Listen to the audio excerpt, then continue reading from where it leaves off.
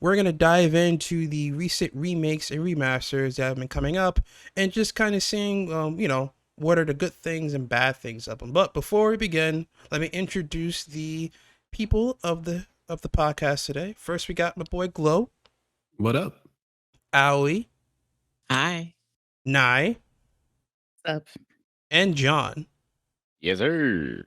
Well, before we do, right, any conversation on reboots and remakes has to start with what they are, what makes them different, and why we do them at all, right? So let's start there. A reboot is when a story is given a new spin that may be based on a previous movie, TV series, anime, game, IP, essentially, but it's not exactly the same as before. So you might see new characters and new plot lines, or it could update the setting. But basically, a reboot takes pieces of the original story and puts them into a different context. Now, a remake is a new version of that IP that closely follows the plot and characters of the original work.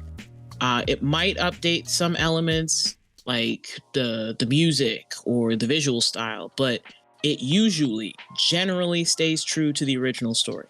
So unlike a reboot, a remake is usually intended to appeal to fans of the original work who want to see the story told in a different way. You could have just told them to look it up on Google.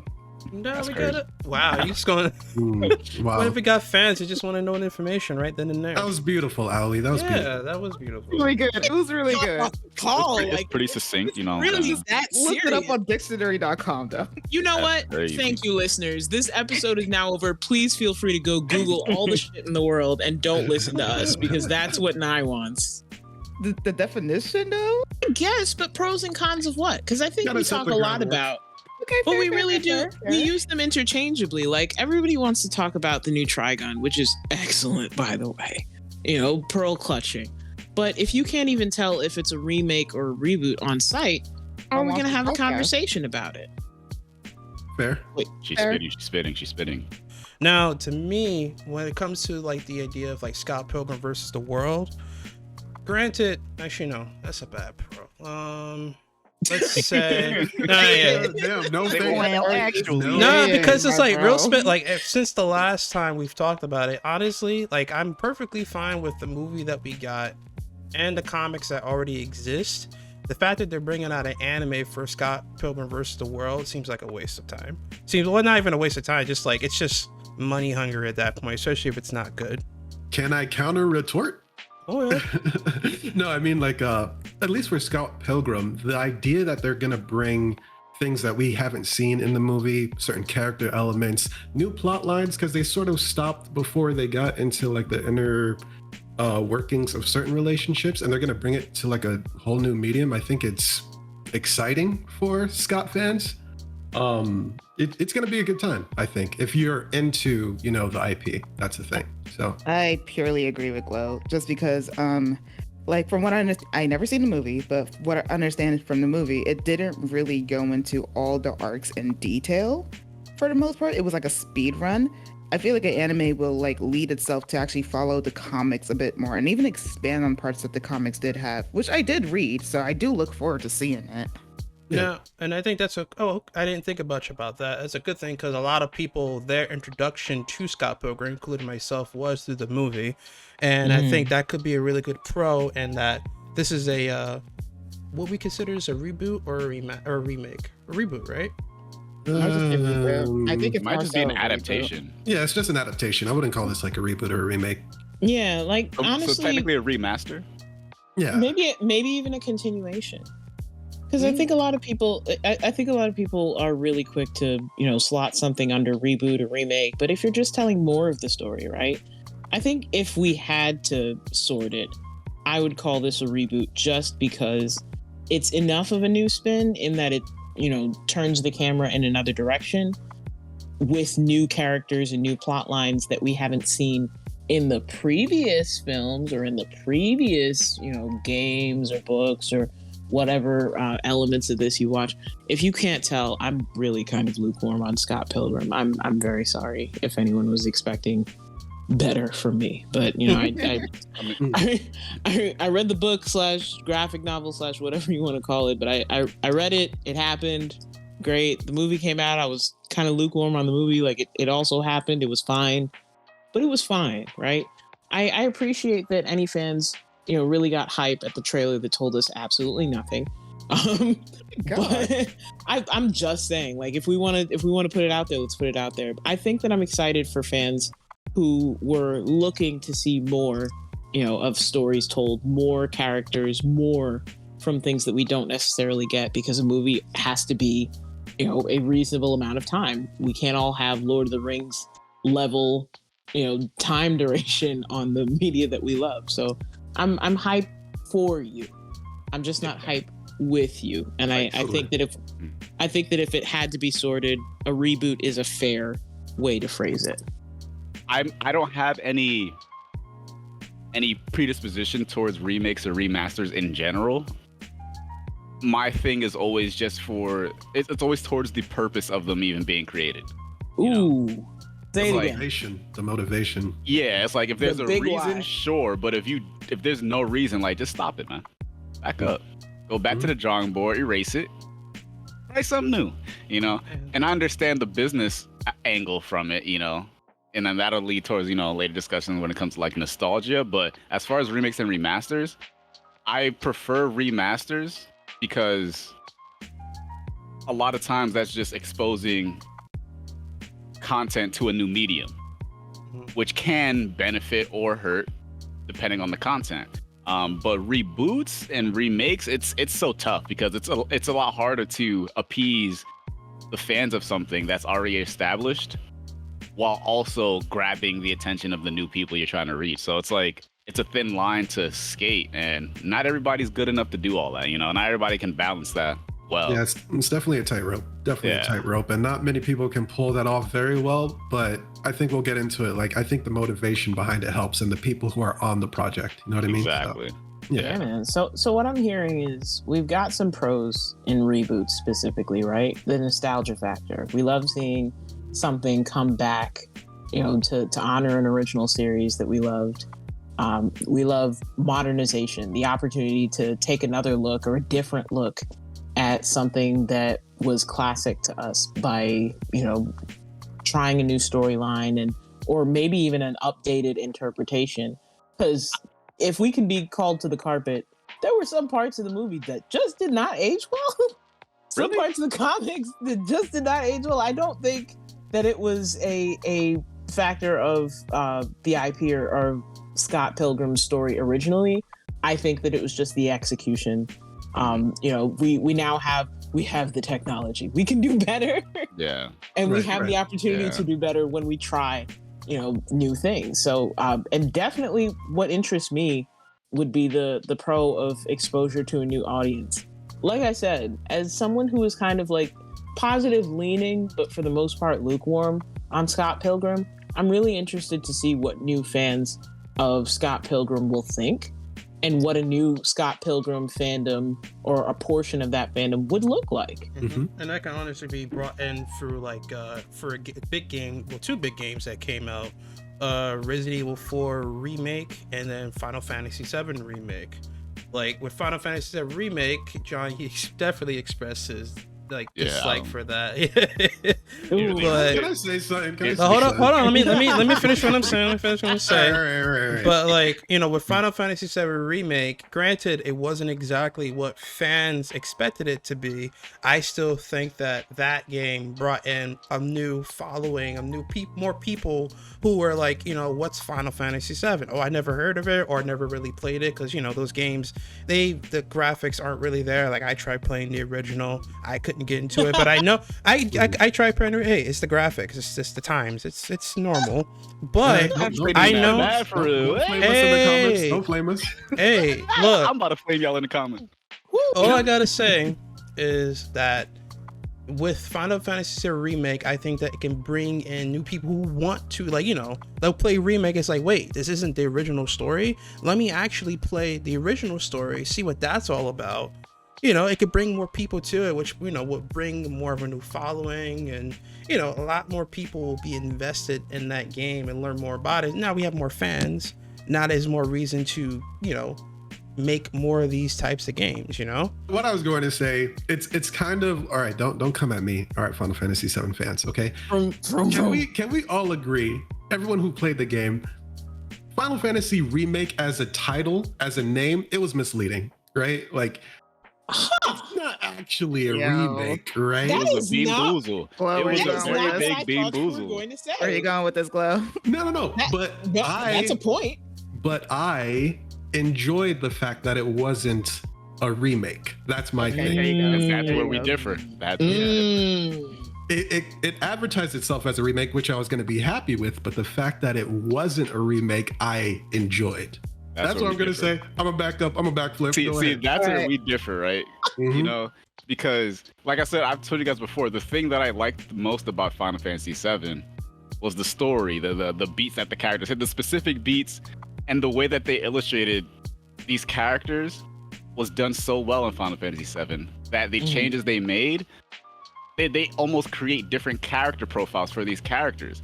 And it's like now the story is morphing and now they're adding like time travel. And I'm like, bro, what are we doing here? Uh-huh. Like, I didn't want any of this. The whole point, Right? of, like Look. a reboot. Like, I think it's That's the fine. thing, they didn't to- say it's the reboot. That's what I'm saying.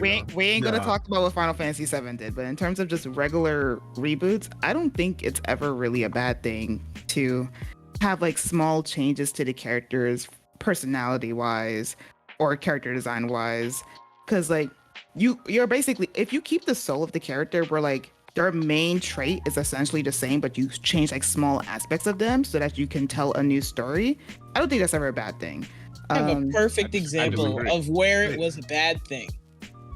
Harry, did you put your name in the goblet of fire? Was one of the most. But You could argue till the cows come home that the soul of Dumbledore was the same in the books and the movies, but there were some mild changes that made for heavy differing experiences. like But that's John's just a bad point- adaptation. John's That's not like a point, though. reboot or a remake, though. That's just a bad adaptation, honestly. No, Look. it's absolutely within reboot and remake territory. Glow, you got it. Yeah, I mean, to John's point, and this is where I think there's a danger to like the whole reboot remake thing. Mm. Final Fantasy VII Remake was advertised as a remake, but in actuality, it was a reboot. When you do that, you can either please previous fans or you can ostracize them. John and I are on opposite sides of the spectrum, and that's kind of why this conversation happens, right? It's Would like, John, would you say that the remake was true to the original story? No. not at all. Then that is what makes it a reboot, and I am Yeah. up to date with the conversation. Thank you. Yeah. Exactly. They called it a remake, but not in the sense that, hey, this is the Final Fantasy VII remake. The remake has a different meaning in this term. It's It like sure does. it's remaking the world of Final Fantasy VII. So remake in the context of the story is not the same as remake in the context of what we're talking about. But they It's did hilarious. not say that out loud. They Yeah. wanted people to play it and say, gotcha, essentially. Yeah. It was a whole Bean Boozle switcherino. And I'm Yeah. like, You know don't what's do interesting? that. Well, you hit the nail on the head because nostalgia has a stronger impact in remakes compared to reboots because nostalgia in a remake drives the production. It's what puts butts in seats. So slapping remake on the label That is true. Sneaky. Yeah, yeah. wait, to speak on your angle of you're always in favor of like remakes and reboots and Well, stuff no, like that. okay. I just say always in favors, Ooh. but You, like, you said there was nothing wrong with them. Wait, what? well, I don't think there's any particular thing wrong with it because, like, at the end of the day, if I don't like it, I can always just watch the original thing that I did like. Like, See, I don't nah, need sure. to play For the me- That remake or watch the was a remake sup- or whatever. That was See, a here's- surprisingly nuanced point from you, Nah. See, here's the thing though, right? Here's one thing that I dislike about that take of the whole like the original content's still there, so even if you hate the new version, now you just ignore it. Here's the thing: when we go back to the fact that these remakes and reboots grab a new audience, if they're bad, right?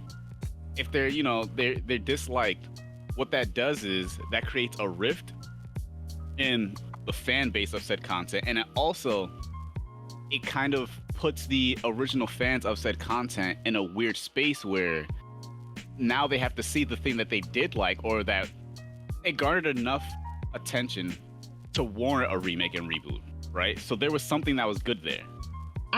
And now they have this piece that's like a wound on the strength of that IP.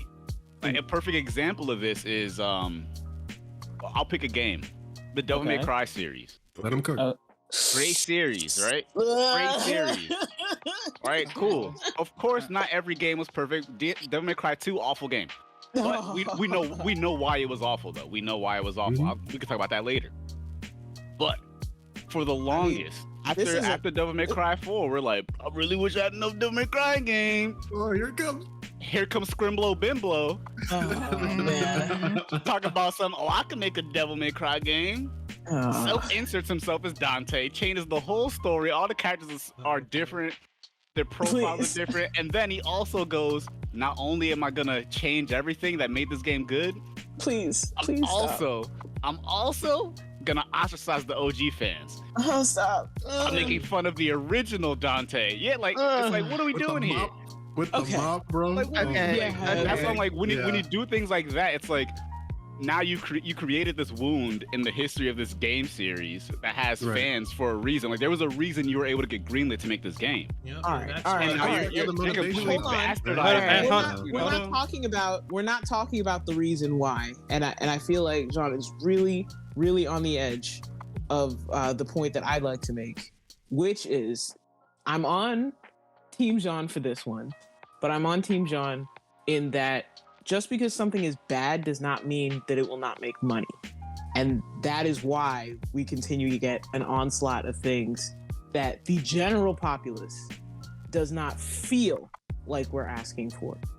It fills the market and oversaturates the market with different variations or slight changes, but overall the same story, the same characters, and the same stuff that we're used to seeing. It crowds out things that are new and innovative that we would love to be introduced to, that would create new roles and opportunities for people in the industry, that would create new innovations in the way that we interact with our games, our TV, our movies, our music, because we're just so stuck on the same thing. Because at the end of the day, the first or second one made a lot of bank. Yep, and a lot of these companies play off of people's nostalgia, just so they could get these they're like, oh, we're bringing a Little Mermaid back. Oh, really? In live action? Huh? That's right. Neat. But neat. But yeah, but that's the thing. That's what I was saying earlier about I understand the business angle, because it's very easy to cater towards nostalgia, to just fill some seeds, get your bag early on, and go, all right, on to the next, because they don't. It's a morally bankrupt angle, but absolutely fiscally it makes sense. It's like why make the risk of betting on this new idea when I can just be like, all right, I know I'll at least hit a minimum if I drop this movie. Although now these cash grabs aren't working as well. Nope, because the market's oversaturated. Yeah, but it's like that they still hit enough on the ones that do strike that they can just act like, well, whatever. Right, this one flopped. We'll just not talk about that was one. a mistake. And then Yeah, exactly. on to the next. Yeah, so it's like, that's why I can't be in favor of, that's where I was speaking about with that whole thin line you have to skate. It's like, if you're gonna change something, you better hope that it's good. Because as soon as it's bad, no matter what effort you put into it, it wasn't worth it now. And you know what's interesting? What's interesting about this conversation as it spans across creative media is that games are one of the hottest places, the biggest places for reboots to be done successfully and cheaply, and you can keep churning out as many different iterations of the same IP as you want, because that's what we expect from video games. Look at Super Mario. It's a franchise, but it's essentially the same game, just rebooted different ways, with slight mechanics updated, with visuals updated, but the game at its core is you little men in a little red hat and the overalls who gotta save the lady from the big fire-breathing dinosaur. It's just different iterations of that. In one version, we're expanding the multiverse and everybody's made of paper, and the dinosaur actually has a really sad and scarring emotional backstory. You're using a water gun to clean the island, I don't know if I would call the Mario series I mean, because it adds kinda on. is, It's like, if A it- Kinda reboot. is, I wouldn't though. It's call the it same reboots game, and just remakes. Run the, in the run life. the No, tape- no, it's not. Run the tape That's- back. Run the tape back. A reboot is when a story is given a new spin that may be based on a previous version, but it's not exactly the same as it is before. It could have new characters, No, new no, no, plot no, no, line, no, no, no, no, or no. Hold on, update hold the on, hold on, setting hold on. or Wait, theme, wait, wait. or No, mechanic. no, no. You're Let's trying not to get you're trying to into catch me, pieces. bro. It takes It's pieces not- of the no, original no, no, story No, no, Hold no, on, and no, puts no. them into a different context. It fits the Hold on. definition. That's a reach. That's a reach. It's not. reach. It's not. That's a reach. let I'd John say speak. it's a reach. That's Yeah. a reach because these Mario games are not a retelling of the same story, which is what a reboot would be. These Mario stories are all different stories that revolve around these characters. I would say that a They're not- remake They're not is remakes. a because remake. There's, I'm there's not no calling source it a that they're remake. grabbing I'm calling from. it a I'm not calling it a remake. I'm calling it a reboot. And a They're remake not is a new reboots version. either. I would absolutely say that they No, are. On because some a level, a lot of games. reboot would be a Reboot. retelling. The Mario games aren't retelling. A reboot is not They're a, original a, stories. a reboot is not a retelling. It takes pieces, sure, and puts them into a different context. So maybe it takes the same characters but has a new plot line. Nah, that's a loose application of reboot. Listen, feel we like can that's agree. a reach. Okay, We can hold agree to on. disagree That's on very this much one. a reach. Yeah, I think we're just gonna have to agree to disagree. But I'm We very can. curious. Because calling High it- 'cause- top, Oh, go ahead. high go ahead. top, and glow. Which side are you on? Because I know where I stand. I do agree. It is technically, very technically, a reboot. What It's I not- would call a Mario reboot is if they kind of came up with a totally different design of Mario, but sort of still kept the idea of him. Mhm. Like kept the same idea of him. They probably changed Luigi or something like that. Maybe that's not his brother, that's his cousin or something like that. Like a reboot for me, there has to be a lot more done. And I don't think creating a new game. So Galaxy. No, that's Nah, that's what let's hold on a minute. Let's talk about like let's bring Sonic into the picture, right? Sonic has always just for a second, like Sonic has always had these different games that have come out over the years, right? You know, we had the Sonic Forces and recently we got Sonic Frontiers. Would you think Sonic Frontiers is a reboot or a remaster? It's Sonic more Boom call- is a reboot. that's Boom a is Sonic- that's like that Sonic Boom, that's a reboot right there. 'Cause Sonic it's- X was a reboot. Yeah. Yeah. I would call them reboots. Absolutely. Yeah, But, but I'm I saying mean- those are reboots, but Mario Mario- games are not reboots. Mario is just like it's the same concept, but they just change. It's not.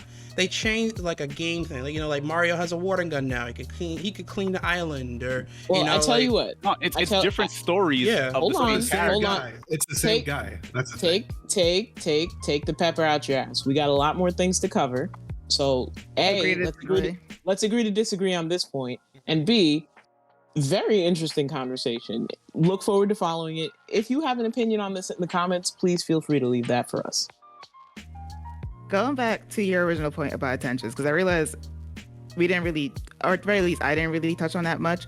But like, I do, like when we mentioned, like if you're going to play on people's nostalgia, I think it really is important. Are they intentionally catering to the people who grew up with it, or are they trying to get new fans? Because like I remember when they redesigned Ash and Pokemon, people were heated. People who never talked about Pokemon in ages, at least the anime in ages, came back. We're to talking say about their Sun.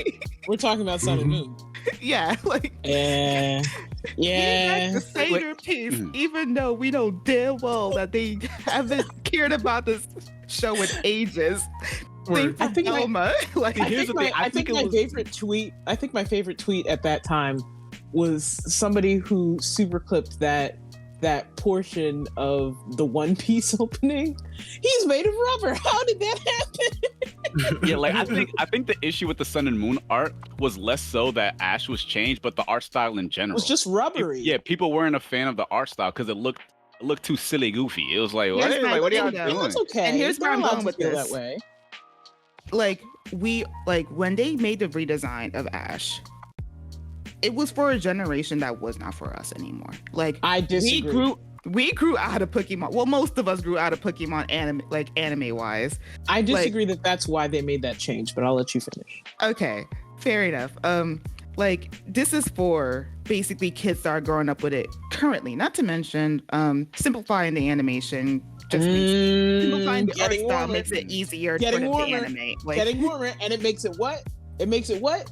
Easier to animate. Cheaper too. Look, whatever. It's all about the money. Do. It's all about the money. You are not wrong, but my point is that like Sun and Moon was not for us. Hell, most of us didn't even watch it anymore. Honestly, we grew out of it. We didn't. Okay, I watched that. I watched that for scientific purposes. But a good amount of people stopped watching the anime, but for some reason came back to put their like take on like, oh, the Masters tournament. Ash looks weird. I think you're underestimating the amount of old fans that stuck with it. Agreed. I think you're vastly underestimating it. Agreed. Possibly. Yeah. Because as far as the games, the card game, and as even the anime, a lot of it is carried by the old fans that are still sticking with it. Fans can tell when something was given love and care and development, right? Yeah. You know, we can tell when the things that we love come back in a way where it's like, there's more to tell here. You know, and acting as if fans and fandoms can't tell when there's more to a story feels disingenuous, coming from larger companies, coming from larger groups of creators who want to highlight those things and bring it back because, you know, maybe it's the right time, or maybe it's the algorithm, or, you know, maybe we can trick the new people or the new audiences into loving the parts that the previous audiences never really loved. It's always interesting to me, the heavy examination that always comes up when a reboot or a remake. Remote. I was in my high top bag for a second. I apologize. I feel you. I mean, but you funny. But I'm just saying, man. I understand the way that your passion drives faster than the mouth does sometimes. It happens to me all the time. But I think one thing that makes this topic particularly incendiary, and I promise to close after this, but, you know, this whole contention of ethical conflicts of, you know, why are they making this? Is it for the money? You know, is it because they care? It's because we wanted to hear a story at the end of the day. You were browsing and you were like, do I really feel like taking the time to come up with another prompt today? Or maybe I just feel like going for the Kraft mac and cheese. I feel like that's what it is sometimes. You're just going for the Kraft mac and cheese.